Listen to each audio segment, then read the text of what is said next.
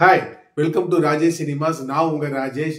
So இன்னைக்கு யாரோட படத்தை பார்க்க போறோம்? நம்ம நைட் ஷாமலான் அவர்கள் டைரக்ட் பண்ணி 2015 ஒரு அதிரி புதிரி வெற்றி பெற்ற த விசிட் அப்படிங்கிற படத்தை தான் நம்ம பார்க்க போறோம். ஸோ இந்த படத்தை பொறுத்தளவுக்கு என்ன அப்படின்னு கேட்டீங்கன்னா, இது வந்து ஒரு ஸ்பெஷலான மூவினே நான் சொல்லுவேன். அது எந்த வகையில் ஸ்பெஷல் அப்படிங்கிறத நீங்க வீடியோவை தொடர்ந்து பாருங்க. ஸோ இந்த படத்தோட கதை என்ன அப்படின்னு கேட்டீங்கன்னா, நம்ம ஹீரோயினுக்கு வந்து ரெண்டு பசங்க, ஒரு பையன் ஒரு பொண்ணு. இவங்க சில வருடத்துக்கு முன்னாடி தனது தாய் தந்தையை பிரிஞ்சு இவங்க வாழ்றாங்க வேற ஒரு நாட்டுல. அப்ப இவங்களுக்கு வந்து ஒரு மெசேஜ் வருது. எங்கன்னா அவங்க தாய் தந்தைகிட்ட இருந்து இந்த மாதிரி மெசேஜ் வருது. நான் வந்து நம்மளோட பேர குழந்தைகளா பார்க்கணும்னு நான் வந்து ஆசைப்படுறேன். ஸோ அதனால நீ வந்து அந்த ஆசையை வந்து எனக்காக நிறைவேற்றுவியா அப்படின்னு சொல்லி இவங்களுக்கு வந்து வருது. சரி, நம்ம அம்மா அப்பா வந்து இந்த மாதிரி கேட்குறாங்களே அப்படின்னு சொல்லி இவங்களும் என்ன பண்றாங்க அப்படின்னு கேட்டால், இவங்களோட பசங்களை ட்ரெயின் ஏற்றி இவங்க வாழ்ந்த ஊருக்கு அனுப்பிச்சு விடுறாங்க. இதுக்கப்புறம் இவங்க பேர குழந்தைகளும் சரி இவங்களும் சரி சற்று எதிர்பாராத விதமா இவங்களுக்கு சில அசம்பாவிதங்கள், இவங்க நினைச்சு பார்க்க முடியாத அளவுக்கு சில அசம்பாவிதங்கள் அங்கே நடக்குது. இதுக்கப்புறம் இந்த கதையில என்னென்ன திருப்பங்கள்லாம் நடந்துச்சு அப்படிங்கிறதுக்கான விடை தான் த விசிட் அப்படிங்கிற இந்த படம்.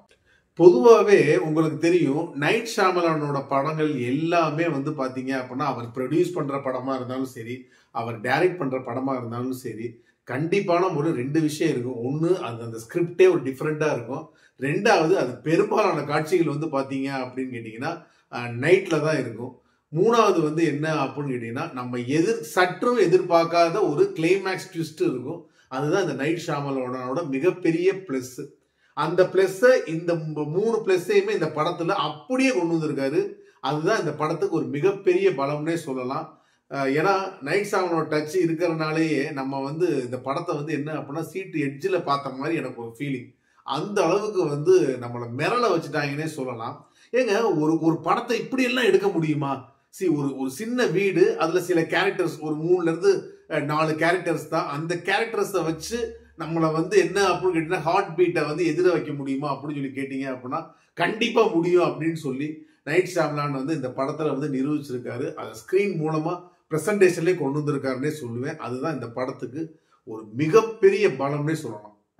ரெண்டாவது, இந்த படத்தை பொறுத்தளவுக்கு என்ன அப்படின்னு கேட்டீங்கன்னா, காட்சிகள் எல்லாமே நமக்கு வந்து என்ன அப்படின்னா திக்கு திக்கு இதுக்கு அடுத்து நமக்கு என்ன நடக்கும், இவங்க என்ன செய்ய போறாங்க அப்படிங்கிற ஒரு அல்லுலே இருக்கு. அதுதான் இந்த படத்துக்கு ஒரு மிகப்பெரிய பிளஸ்னே சொல்லலாம். அதனால இது வந்து ஒரு different journey of horror movie.